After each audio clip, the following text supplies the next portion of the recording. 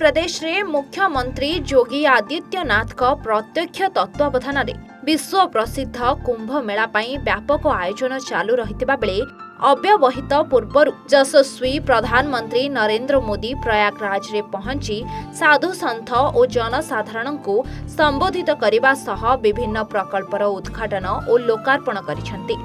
सेठारे 5500 कोटी टंकारु अधिक मूल्यर प्रकल्प लोकार्पण करने सह 2025 रे हेबाकु थिबा महाकुंभ विभिन्न प्रकल्प रेल और सड़क प्रकल्प लोकार्पण करिसेंति। प्रयागराजवासी को 10टी नूतन फ्लाईओवर, स्थायी घाट एवं नदी कूलर रास्ता भेटी देइछंती मोदी।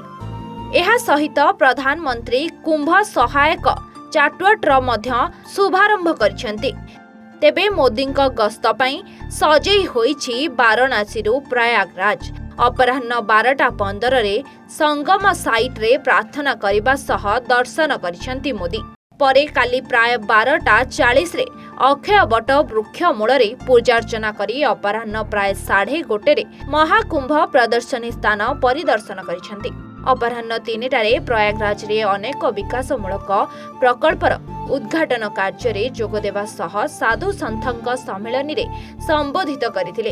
एही ऐतिहासिक कुंभ मेला आयोजन करथिबा योगी आदित्यनाथ को उच्च प्रशंसा करबा सह एही कुंभ मेलार उद्देश्य संपर्क रे वक्तव्य प्रदान करथिले। Bureau report A1 Odisha.